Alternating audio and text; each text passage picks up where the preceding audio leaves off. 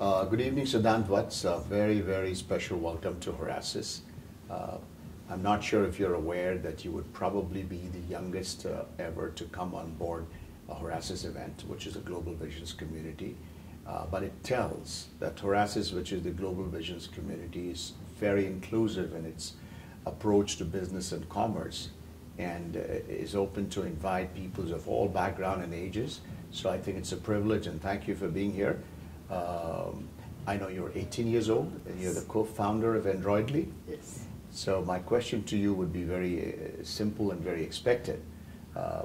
At this age of 17, 18 years of age, what really pushed you into this unusual age of being an entrepreneur? I'm not saying I think it's a great thing, but what was the thought? Because you still have to go to undergrad, Yes. and you guys took up some venture in the IT space.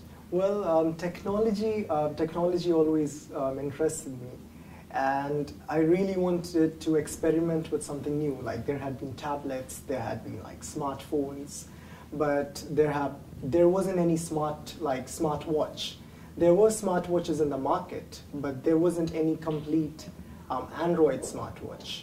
Like since Android is a big open source now, and what we wanted to do was, and what I personally wanted to do was, that to put Android onto a smartwatch, like to put the whole experience of using a phone or a computer onto someone's wrist. For example, if somebody wants to make calls or have an important SMS or a text or an email, they don't have to actually bother on checking their phone. They can check right at their wrist. And miniature, like anything miniature, I always had the special love for it. So I wanted to like miniature the size and like reduce the size of a phone to the wrist. Fantastic. And Siddhant, if I may ask, where are you guys on the launch of this product, or have you gone to market? We would be launching our product tomorrow. Oh, is that tomorrow? Yes. Wow. Good luck with that. Thank you so much. And we would be putting our project on Kickstarter, and we would also be putting our project on our website. So whoever wants to buy our watch, they can go to Kickstarter, or they can also go to our website to buy the watch. Fantastic. And tomorrow, while you guys go to market, you'll be delivering your first panel discussion thoughts on Horasis. So once again, welcome. I'll get back to you with some more questions on that. General Sharma, again, with this entrepreneurship background, what is very intriguing and not talked about so much as yet has been the notion of entrepreneurship in the defense army background. Because I know the Army people have a very strong analytical mind. Their perceptions of risks and understanding the concept of fear is generally very different than what we see in the business of commerce and the civil society. So can you tell us if in the Indian Army, and with you being there for such a long time, there were experiments, initiative, and how you have inspired people to be entrepreneurs within the Indian Army community? What I'd like to say about the Indian Army is it's a very large army, and to run a very large army with such kind of dynamic challenges, it would be impossible for it to be controlled centrally by some people and try to keep it together. So there is a very strong need, and for people who understand military leadership, is to allow a certain amount of decentralization, especially for young people who have got the spirit behind that, to encourage that kind of spirit for them to take independent decisions. Now, entrepreneurship is all about passion. It's all about young leadership. It's all about the drive to succeed, the drive to achieve something against all odds, because that's what entrepreneurship is all about. If we were to nurture that kind of spirit, which the Indian Army feels it should be done, and therefore when we have situations where young people, young officers and people have an opportunity to do something, we allow them to do so. We allow them to take risks. We push them to take risks so that they're able to then exploit their full potential fully. And that is the spirit of entrepreneurship, translated into actually releasing their energy into the space that they are there and they succeed. And that is all entrepreneurship is all about. Thank you. I mean, General, my wishful thinking is I wish there was more collaborative, closer working with the Indian Army and the entrepreneurs of India, because there's so much to learn and share.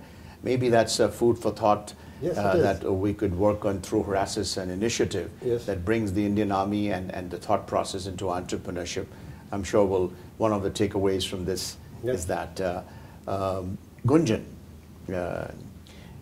serial entrepreneur, Let me try and figure out from what I read and try and see if I can chronicle your entrepreneurial journey.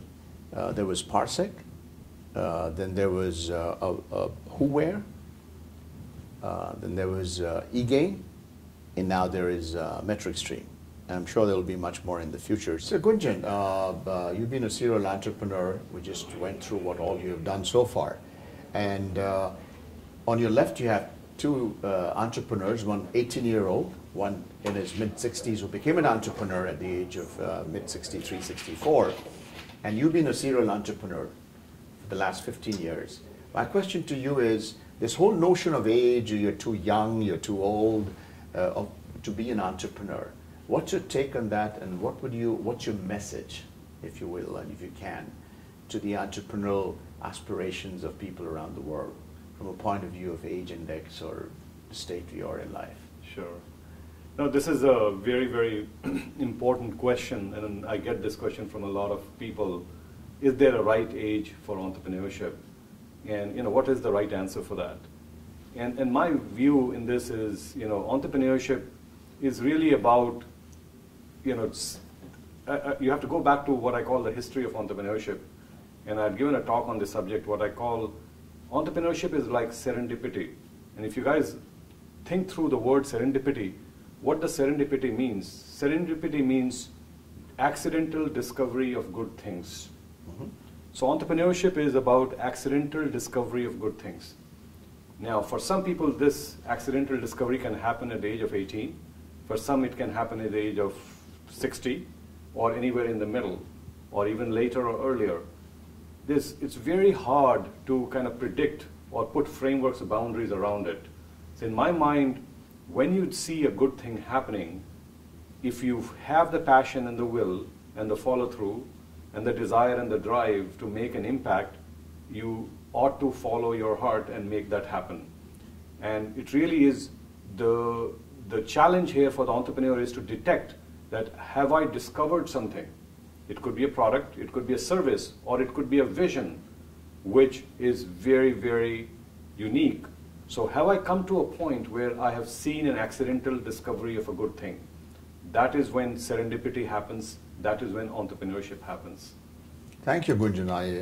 Serendipity, I think it's very philosophical, yet at the same time it's very basic because it takes you back to the core of what the feeling is and the journey is. I know it's a journey, it's a lifestyle. Entrepreneurship is like a 24/7, you live your life.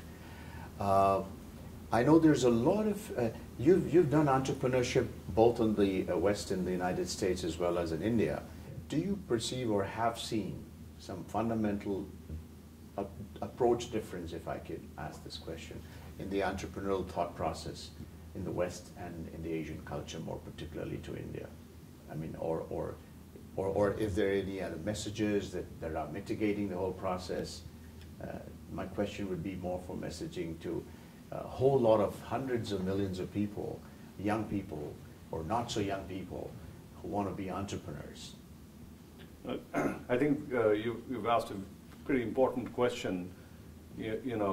Entrepreneurship, the way it is, for example, being seen in the United States versus how it might be seen and viewed and executed on in India, what are the essential differences, and are there differences? And the way I look at it is, US, for example, being a developed economy, has more capital to go behind entrepreneurs. So what it does is it creates a fundamentally a little different way in which you bring capital to bear to pursue your vision and passion and so forth. Mm-hmm. In India, in contrast, the scarcity of capital is very, very visible to entrepreneurs. There aren't as many sources of funding, whether it's debt or equity or other sources. So it requires a very high degree of creativity to be able to somehow learn to survive and then thrive in a world where you are so cash and capital deprived. So the whole challenge of entrepreneurship is a bit nuanced and different as you look at the Indian entrepreneurial universe. My message to people on both sides, and whether it's US or when I say US, I mean the developed parts of the world, US, Europe, and the rest, versus developing economies like India, is that entrepreneurship is a very powerful vision. It's something which I think one should be undertaking, and understanding that the differences and nuances exist. You ought to adapt it to the flavors of the local economies in which you're trying to pursue your entrepreneurial vision. Just imitating what has worked well in US or in the West isn't going to be the answer, and vice versa. Even for US entrepreneurs to try and take a chapter from the Indian entrepreneurial book may not really work. Absolutely. So, well, thank you, Gunjan, on that. I wish and I think we should put this in what we call the white paper approach of Horasis after the events are over, because there is a message that should go across to policymakers and lenders in India as well as to what is the thing that is actually choking the entrepreneurship drive over there. Well, Siddhant, good luck with your venture, and I know you're going to launch your product tomorrow and have a great time here at Horasis. Thank you. General Sharma, I remember that you made a commitment that there should be some collaborative work between the Indian Army and the entrepreneurial world of India. Yes. I'm sure there's a lot to share and inspire there. With that, gentlemen, thank you for your time. You have a good stay, and let's go on for the next session. Thank you very much. Thank you. Thank you.